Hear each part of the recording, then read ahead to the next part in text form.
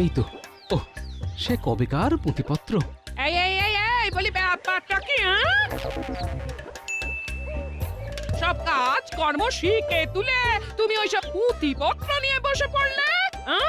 বসে কি আর এমনি পড়লাম গিন্নি, এইসব পুঁথিপত্র নিয়ে এককালে কত চর্চা করেছি।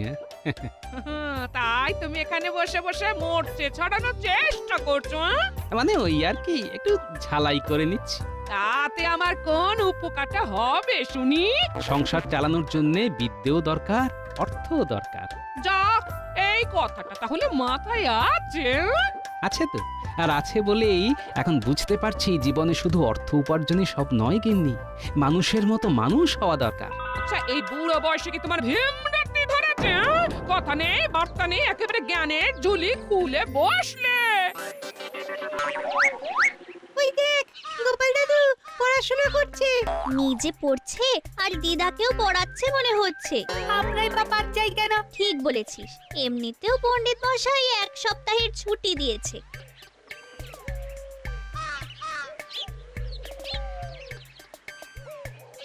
ব্যাস ব্যাস, আর কি এটাই বাকি ছিল। নাও এবার বাড়িতেই একেবারে টোল খুলে বসে পড়ো।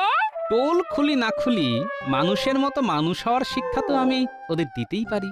সেটা আবার কি গো গোপাল দাদু? শাস্ত্রেই বলা আছে, যার কাছে বিদ্যা নেই, তপস্যা নেই, দান নেই, সৎ চরিত্র নেই, কোনো গুণ নেই, ধর্ম নেই, সেই পৃথিবীতে বোঝা হয়ে থাকে। সে মানুষ রূপে থাকলেও আসলে পশুর মতো ঘোরাফেরা করে। বাবা, তুমি কত কি জানো গো গোপাল দাদু। তাও দাদুর একটু অহংকার নেই। এবার মনে হচ্ছে বাকি জীবনটা এর জ্ঞান শুনে শুনেই পাগল হয়ে যাব গো। ও গিন্নি, চললে কোথায়? আরে বাবা, কথায় কথায় রেগে গেলে হবে?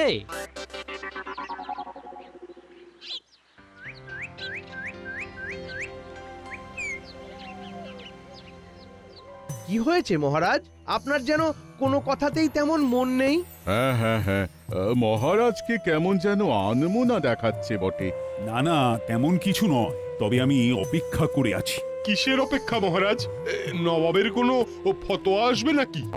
তুমি থামো তো সেনাপতি, মুখে যেন আর কোনো ভালো কথা নেই। যার যেমন মুখ তার তেমন কথা, এটাই তো স্বাভাবিক মহারাজ। ব্যাস, সুযোগ বুঝেই জ্ঞান দিয়ে দিল। তোমাকে ফোড়ন কাটতে কে বলেছে গোপাল? আহা, গোপাল জ্ঞান দেবে কেন? পণ্ডিতদের মহা সম্মেলন থেকে রাজপণ্ডিত ফিরে এলে তার কাছ থেকে আরো নতুন কিছু জানা যাবে, শেখা যাবে। আমি তো তারই অপেক্ষা করছি। তবে এখন তার অনুপস্থিতিতে কেমন যেন ফাঁকা ফাঁকা লাগছে, তাই না মহারাজ? একেবারেই তাই। কিন্তু জগতে কোনো কিছু যে ফাঁকা থাকে না মহারাজ। তবে কি বলছো, তুমি পণ্ডিতের শূন্যস্থান পূর্ণ করতে পারবে? পণ্ডিতের মতো বিদ্যে বা শাস্ত্রজ্ঞান কোনোটাই তো তোমার নেই। তা কি দিয়ে ভরবে? তোমার ওই ভুঁড়ি দিয়ে? যে বয়সে যেটা ধর্ম, সেটা তো ভালো মতোই পালন করেছি মন্ত্রী মশাই। ব্যাপারটা একটু খুলে বলো তো গোপাল। মহারাজ, খোলাখুলির আর কি আছে? শাস্ত্রেই তো বলা আছে, ব্রহ্মচর্যের সময়ে আমরা যদি বিদ্যা না লাভ করি, গার্হস্থ্যের সময়ে যদি ধন না লাভ করি, বানপ্রস্থে যাওয়ার সময় যদি কোনো কীর্তি না করতে পারি, তাহলে সন্ন্যাস লাভ করি বা কি করব মহারাজ? আহা, কি উচ্চ ধারণা গোপাল! তোমার পাণ্ডিত্য দেখে সত্যি মন ভরে যাচ্ছে। উমা, গোপালের কাছে কত জ্ঞান, শুনলেই ভরে যায় মন প্রাণ। মন্ত্রী মশাইকে যে গোপাল এক কথায় একেবারে চুপ করিয়ে দিল দেখছি। আমিও দেখছি গোপাল কতবার বাড়তে পারে। কথা না বলে বরং গোপালের কাছ থেকে কিছু শিখে নাও মন্ত্রী। শেখার কি আর কোনো বয়স আছে মন্ত্রী মশাই? তাই যতদিন বাঁচি ততদিন শিখে যাই।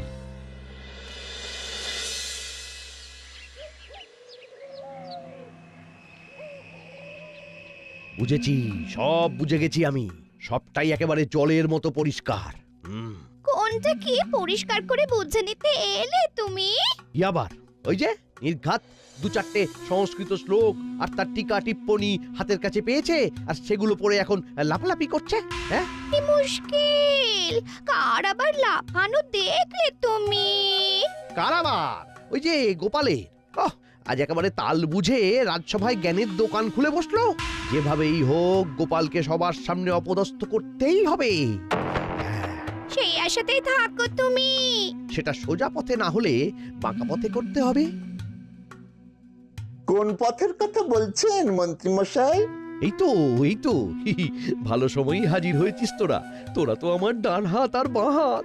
সেই জন্যই তো আপনি গেলেই আমরাও যাব। হ্যাঁ, যেখানে যাবেন সেখানেই যাব। বুঝতে পেরেছি, তোদের এখনো ধরে ধরে সব শিখিয়ে পড়িয়ে নিতে হবে। এই যে আমরা চলে এসেছি দাদু। আমরা কিন্তু আমাদের আরো বন্ধু বান্ধবদেরও সঙ্গে করে নিয়ে এসেছি। সবাই মিলে একসাথে তোমার কাছে আজ পড়বো। বাহ বাহ, বেশ বেশ বেশ, এটাই তো চাই। এইভাবে এই বিদ্যাকে জনে জনে ছড়িয়ে দিতে হবে। সবার জন্য শিক্ষা, সবার মতো করে শিক্ষা। এই তো যেমন চাইছিলে তেমনটাই হলো। রাজসভায় যাওয়ার বদলে বাড়িতেই টোল খুলে বসে গেলে। তাই যদি হয় তবে মন্দটা কি? তোমার আর মন্দ কি গো? তোমাকে তো সবাই ভান্না বলে গুরু গোপাল বলবে গো।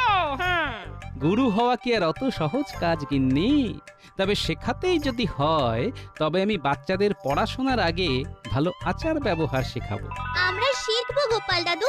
হ্যাঁ হ্যাঁ, শিখতে তো হবেই, কারণ কথাতেই আছে বিদেশে জ্ঞানই ধন দৌলত, কঠিন সময়ে বুদ্ধিই ধন। পরলোকে ধন হলো ধর্ম, আর সৎ চরিত্র সর্বত্রই মানুষের সম্পদ। তোমার এই কথায় কথায় বাণী আওড়ানোতে আমি অতিষ্ঠ হয়ে যাচ্ছি। ও, কোন গুরুর যেমন শিষ্য কে জানে? সবই আমার কপাল, কপাল গো কপাল। আর আমি গোপাল। তোরা যখন আমাকে ছাড়া নড়বিও না চড়বিও না, তখন আয় আয় আমার সঙ্গে সঙ্গেই আয়। এই তো আসছি আর আশেপাশে দেখছি। আমিও তো কাকে যেন আসতে দেখছি। তাই তো আমাদের দিকেই এগিয়ে আসছে দেখছি।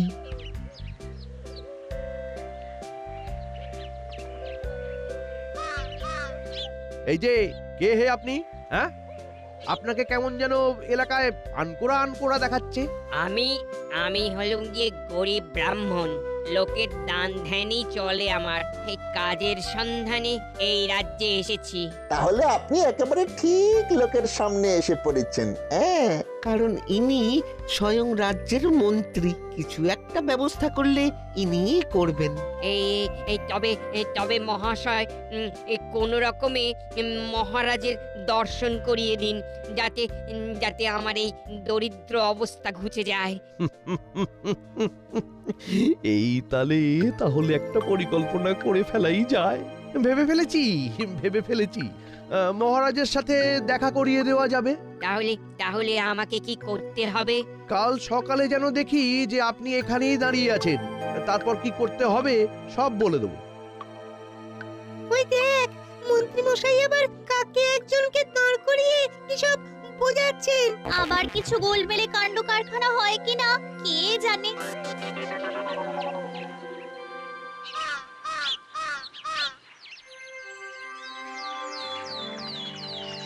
এটাই বেশ ভালো হয়েছে।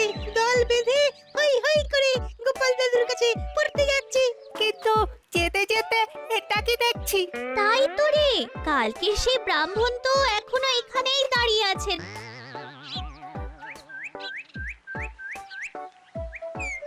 এই তোদের কি কাজ রে? যা যা, ভাগ এখান থেকে, ভাগ।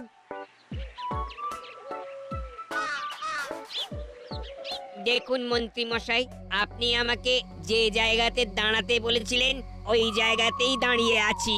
এখান থেকে নড়েও নি চড়েও নি, ঠায় দাঁড়িয়ে আছে। বেশ বুঝতে পারছি ব্রাহ্মণ বাস্তবিকই সহজ আর সরল। বেশ তো, আসুন তবে আসুন। আপনার রাজসভায় ঢোকার একটা বন্দোবস্ত করে ফেলেছি। এইভাবে সন্ন্যাসী সেজেই আপনি রাজসভায় যাবেন। তার সঙ্গে থাকবে আপনার দুই চেলা, বটুকানন্দ আর ঘটিকানন্দ। মানে আমরা? আর রাস্তায় কেউ বা স্বয়ং মহারাজও যদি আপনাকে জিজ্ঞাসা করেন যে আপনি কে, তবে আপনি বলবেন যে আপনি গোপালের গুরু। তাহলেই কাজ হয়ে যাবে? হয়ে বেশি হবে। বেশ, তাই হবে। আজ যেন ব্যাপারটা অন্যরকম হচ্ছে। সবাইকে সময়ে হাজির হতে বলে মন্ত্রী নিজেই যে বেপাত্তা হয়ে গেছে। মন্ত্রী মশাই বোধহয় গোপালকে দেখে অনুপ্রাণিত হয়ে সংস্কৃত শাস্ত্র পাঠ করতে শুরু করে দিলেন। তাহলে তো ভালোই হয়। এই ব্যাপারে রেশারেশি সভার মান বাড়াবি। এই ব্যাপারে তোমার কিছু বলার আছে নাকি গোপাল? হ্যাঁ হ্যাঁ, বলো গোপাল, শাস্ত্রের কিছু ব্যাখ্যা আছে নাকি? আপনি যথার্থ বলেছেন মহারাজ। ধন সম্পত্তির পিছনে দৌড়ই তো অধম। মহৎ যে হবে সে মান সম্মানের কথাই ভাববে। মহারাজ আপনি মহৎ, তাই এমন ভাবেন। বাহ গোপাল বাহ, ধন্য তোমার শাস্ত্র চর্চা। মহারাজ এখনই সবটা খুশি হয়ে গেলেন? আপনার জন্য যে খুশি হওয়ার আরো খবর নিয়ে এসেছি মহারাজ। তার আগে বলো তো, তোমার আসতে দেরি হলো কেন? এই সেই কথাই তো বলছিলাম। পথে গোপালের গুরুর সাথে দেখা হয়ে গেল, তাতেই তো দেরি হয়ে গেল একটু। বলো কি, গোপালের গুরু? না না না না, এই ব্যাপারটা তো জানা ছিল না। তোমার গুরুর কথা আগে তো কখনো বলনি গোপাল। ব্যাপারটা তো আমিও বোঝার চেষ্টা করছি। না না না, এটা কেমন কথা গোপাল? তোমার গুরু এই রাজ্যে এসেছেন আর তুমি তাঁর দর্শন পাওনি, এটা আমায় মানতে হবে। এটা তো গর্হিত অপরাধ মহারাজ। এই অপরাধের একটাই শাস্তি, আমাদের তোমার গুরুর দর্শন করাতে হবে। আমি নিজেই তো গুরুর দর্শনের অপেক্ষায় আছি মহারাজ। তাহলে আমি না হয় দেখি কি করা যায়। গুরুকে দেখেই যখন শিষ্যের বিদ্যার দৌড়ের আন্দাজ পাওয়া যায়, আর তখন আমি নিজেই না হয় গুরুকে রাজসভায় নিয়ে আসবো। তোমার কি হলো বলো তো? এক মনে কি এমন চিন্তা করছো গো? চিন্তা তো একটা হচ্ছে বই কি গিন্নি। মন্ত্রীমশাই আবার একটা ঘোঁট পাকাচ্ছে। কোথা থেকে আমার কোন গুরুকে এনে হাজির করেছে। সে কি কথা? যাকে তাকে গুরু বানিয়ে দিলে তো তোমার নিজের নাকটাই কাটা যাবে। কি মুশকিল, আমি আবার কাকে গুরু বানালাম? আমি নিজেই তো ব্যাপারটা বুঝে ওঠার চেষ্টা করছি। বুঝে উঠতে উঠতে দেখবে তোমার ওই গুরু না তোমার ঘাড়ে বোঝা হয়ে চেপে বসেছে। হ্যাঁ, মন্ত্রীমশাইও এটাই করার চেষ্টা করছেন মনে হচ্ছে।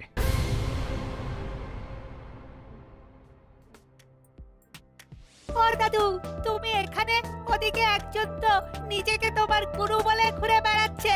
কিন্তু আমরা জানি উনি খুব সাদাসিধে, সহজ সরল। মন্ত্রীমশাই যেখানে দাঁড়াতে বলেন সেখানেই দাঁড়িয়ে থাকেন। ওই যখন নড়তে বলেন তখনই নড়াচড়া করেন। হ্যাঁ, তার মানে মন্ত্রীমশাই নিজেই ব্যাপারটা সামলাচ্ছেন। চল তো এবার তাহলে আমিও নিজের চোখে তাকে দেখে আসি, আর সুযোগ পেলে দুটো কথাও বলে আসি। চল চল।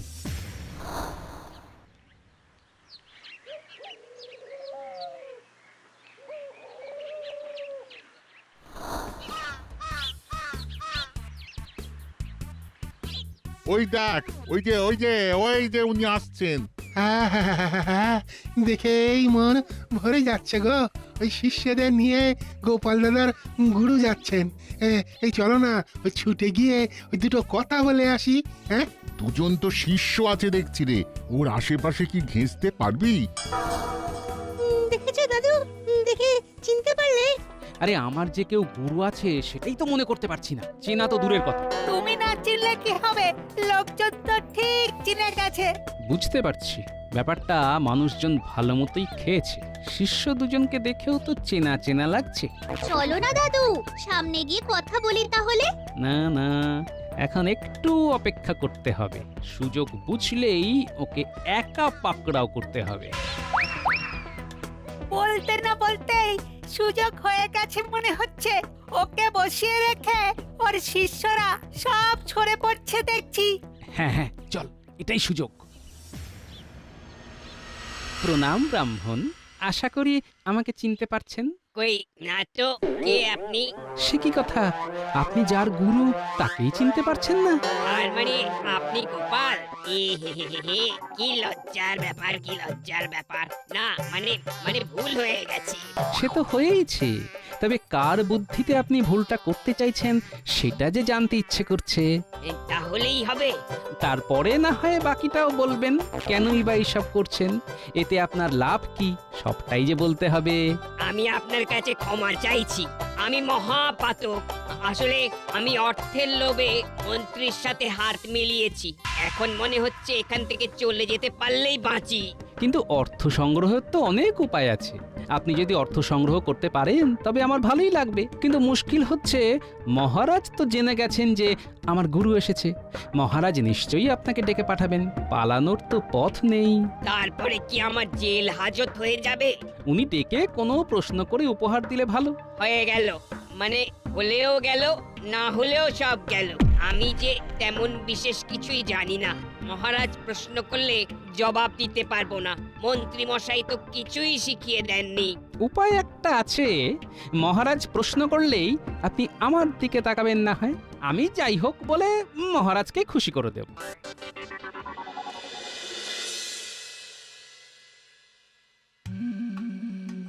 আপনাকে খুশি করার জন্য যেমন যা করার সব করেছি মন্ত্রী মশাই।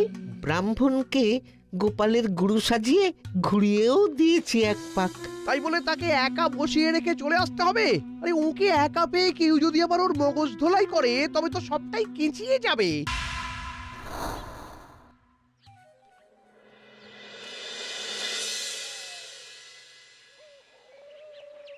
আমার কি হবে মন্ত্রী মশাই? তৈরি হয়ে নিতে হবে, মহারাজের সঙ্গে দেখা করার সময় হয়ে গেছে যে। বেশ বুঝতে পারছি। আগের জন এসে ঠিক কথাই বলেছিল। এরা আমাকে বেশ ভালোই পাকড়াও করেছে। এখন বাঁচালে উনিই বাঁচাতে পারেন। শুনুন, মহারাজের কাছে গিয়ে শুধু বলবেন যে আপনি গোপালের গুরু। তবে গোপাল নিতান্তই অপদার্থ। গুরু হিসেবে আপনি যাও বা কিছু জানেন, গোপাল তাও জানে না। বাকিটা আমি সামলে নেব। কিন্তু আমি কি করে সামলাবো? আমি যে কিছুই জানি না। যদি মহারাজ আমাকে কিছু প্রশ্ন করেন তবে যে মহারাজের কাছে ধরা পড়ে যাব। যদির কথা নদীতে, আমি তো এখানেই আপনার চাকরির ব্যবস্থা করে দেব। তারপর থেকে মহারাজ খুশি হয়ে আপনাকে যা দেবে তার কিছুটা ভাগ আমার হবে। এইভাবেই চলবে। না না, এর পাল্লায় পড়লে মনে হচ্ছে বিপদের শেষ থাকবে না। কি করে যে উদ্ধার পাবো? কাল সকালেই তাহলে মহারাজের সাথে দেখা হবে, কেমন?